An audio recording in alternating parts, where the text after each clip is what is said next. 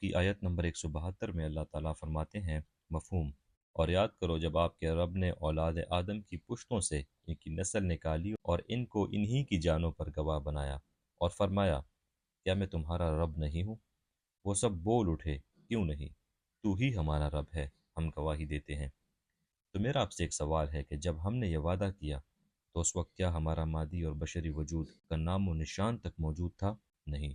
قرآن میں دوسری جگہ سورۃ الحشر میں آیت نمبر 19 میں اللہ تعالیٰ فرماتے ہیں مفہوم، دیکھو مسلمانوں ان لوگوں کی طرح نہ ہو جانا جن لوگوں نے اللہ تعالیٰ کو بھلا دیا تو اللہ تعالیٰ نے انہیں اپنے آپ سے غافل کر دیا۔ پہلی آیت میں دیکھیں اللہ تعالیٰ فرماتے ہیں اور یاد کرو، یعنی یاد کرو جب آپ کے رب نے آپ سے پوچھا تھا کہ کیا تم مجھے پہچاننے کا اقرار کرتے ہو، اور ہم سب اس کی محبت میں بول اٹھے کہ کیوں نہیں، تو ہی ہمارا رب ہے۔ جبکہ سورۃ الحشر کی آیت نمبر 19 میں اللہ تعالیٰ فرماتے ہیں جن لوگوں نے اللہ تعالیٰ کو بھلا دیا، یعنی وہ یاد کرنا چھوڑ دیا، وہ یاد چھوڑ دی، اللہ تعالیٰ سے وفا اور اخلاص چھوڑ دیا، تو اللہ تعالیٰ نے انہیں اپنے آپ سے غافل کر دیا۔ تو یہاں بھی میرا آپ سے ایک سوال ہے کہ کیا انسان اپنے آپ سے غافل ہو جاتا ہے، اپنے جسم سے غافل ہو جاتا ہے، جسم کے تقاضوں سے غافل ہو جاتا ہے؟ نہیں۔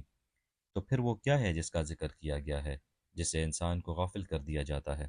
اس سے یہ ثابت ہو جاتا ہے کہ ہمارے اس مادی بشری حیوانی وجود کے علاوہ بھی کوئی حیثیت ہے جو کہ ہماری حقیقت ہے، حقیقت انسانیہ، جسم لطیف۔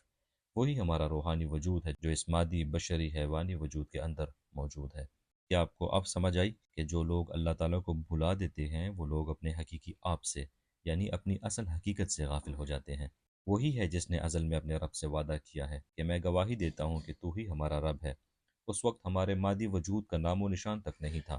تو اب جو لوگ اس وعدے سے غافل ہو جاتے ہیں وہ اپنے اس حقیقی آپ سے غافل ہو جاتے ہیں جو وعدہ کر کے آیا ہے۔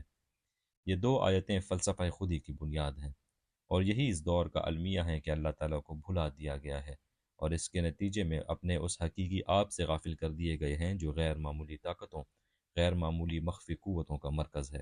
یہاں ثابت ہوا کہ جس میں ظاہر کی بات نہیں ہو رہی بلکہ انسان کی اصل حقیقت کی بات ہو رہی ہے، جو کہ راز ہے، خودی ہے، سچی اور حقیقی خودی، اصل خودی۔ اس کی طلب کیے بغیر، اس کو ڈھونڈے بغیر اس کی بیداری ناممکن ہے، اور جب انسان اپنے رب سے غافل ہونے کے نتیجے میں اس حقیقت سے غافل کر دیا جائے، یعنی اپنی اصل حقیقت سے غافل کر دیا جائے، تو کیا رہ جاتا ہے؟ یقیناً جھوٹی خودی رہ جاتی ہے، نقلی خودی رہ جاتی ہے، دھوکہ دینے والی خودی رہ جاتی ہے۔ اس سے مراد کہ انسان سے انسان نکل گیا تو کیا بچا؟ حیوان۔ امام غزالی رحمۃ اللہ علیہ فرماتے ہیں کہ انسان ایک مرکب ہے، فرشتہ اور حیوان، اس میں دونوں موجود ہیں، اور فرشتے سے یہاں مراد حقیقت انسانیہ ہے، خودی ہے، اصلی خودی۔ جب انسان اپنا